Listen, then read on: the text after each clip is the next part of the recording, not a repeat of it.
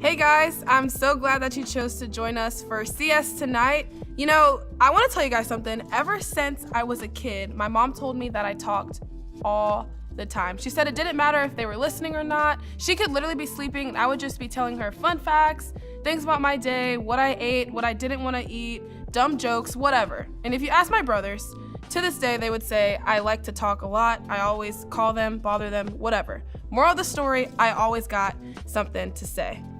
But there's this one time in particular that my brothers love to bring up, and it was when I was a freshman in high school. And we went to this Spurs versus Clippers game. My mom had bought us tickets. And if you've been tracking with us for a while, you know that I am in love with Blake Griffin. I have a prized possession of a stuffed doll of him. Like, this game was the height of my life. It was very, very important to me. So we arrive early. I get to watch the warm-ups, and there's like tears rolling down my face, like tears of joy. My lifelong dream had been accomplished. To this very day, I will still tell anyone that listens that me and Blake Griffin made eye contact, and I have never been the same since. The game is going perfectly according to plan, and we get to halftime. My mom gives the twins and I money to grab Whataburger. And just a side note, I know you Morrisville people think that downtown Morrisville Whataburger is like the best thing ever. This place is a million times better. It's like comparing Chili's to the Cheesecake Factory. The Whataburger from Texas is amazing. So we're waiting in this line, and it's like the longest line in history. We're waiting and waiting and waiting, and the halftime clock goes from 15 to 10 to 7, and I'm still waiting in line. I have not even ordered yet, and I can feel my blood like starting to boil because I'm getting so irritated. Like, I needed to be in the stands so Blake had my support, and I could just feel myself just like rising up with my anger. And before I know it, I don't really know how I got there. I went on a full-on rampage in front of like all these people. I start yelling to the twins, why is this taking so long? We're gonna miss the game. Halftime's almost over. I probably said every single cuss word you can think of, which I won't repeat now. I told them they should starve to death. Like, why can't you just sit through a game and not eat anything? I should have never had brothers. I should have never taken you. This is so dumb. Like, every single word in my mind just like vomited out in front of all of these people. And it was really, really embarrassing. And my brothers bring it up and tell anyone that'll listen the terrible things I said that I don't even remember because I was so upset.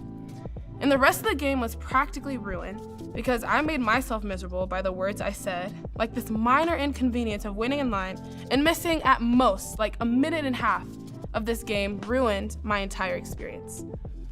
I was saying so many hurtful and negative things, and the way I spoke to everyone around me did not help the situation at all. Now, this is just a small example of how the words we use can affect the things around us. But if you think about it, have you ever been in a situation where you're already upset and somebody says that one thing that just pushes you like completely over the edge? Or when you have a bad day and you immediately go home and like turn on the saddest, most depressing music you can so you can really like engulf yourself in your sadness? Or maybe for you, every time you get up and you go look in the mirror, all you can do is say every single negative thing that you see. Maybe you go to school and the soundtrack in your head is how dumb you are and how nobody likes you. You can't get anything right. Or maybe you're like me and you get really heated at times and you will just say anything and everything that comes to your mind. If I told you right now, every word you spoke was gonna be in these YouTube comments and read out loud, what would it say about you? What kind of words are you speaking? What kind of things are you saying to those around you? And really, what kind of words are you speaking to yourself? And tonight, as we kind of continue through our series in Proverbs, we're gonna be talking all about the words we're using. And I love the scripture, Proverbs 18:21 says, your words are so powerful that they kill or give life, and the talkative person will reap the consequences. I want to go back to a little mental checklist we can do today. Every single word you spoke, from the moment you woke up and looked at your alarm, to this moment right now with me talking, would you consider those words life-giving? Would you want everyone to know and see the words that you spoke? Would you be embarrassed by them? Are they mean? Are they kind? All of us, especially me, I struggle in this area a lot, at times can be super careless with the words we're using. And what we have to understand is what we say has a real effect on people. If you've spent any amount of time with me, you know I'm a lover of sarcasm. I think it's hilarious to say smart things, and I love to make remarks that I ultimately don't have to make. But this past week, one time in particular, I got Liz to start watching Stranger Things. Now, traditionally, this is a big deal because she's literally terrified of everything, like even animated movies, she's just scared of it. And she actually ended up liking this. I'm so excited. Season 4 is coming. I got my girl to watch it with me. However, there's one thing about Lizzie that drives me absolutely crazy. And it's the fact that no matter what you're watching, she will ask you 1,500,000 questions about the show. Like, there's not a moment of silence. She just keeps asking questions. And this has got to the point where anytime before we even start a show, a movie, YouTube video, whatever, I tell her, you can ask me 3 questions. Only 3. And that's all you get. Do not open your mouth after you're past your 3 questions. Now, my system works for the most part until it doesn't, and she ends up asking me more than 3 questions, and normally I'm pretty patient. And I try not to get mad, but this time, when we're watching the other night, I told her, Lizzie, look at me. I made her look at me like in my eyeballs.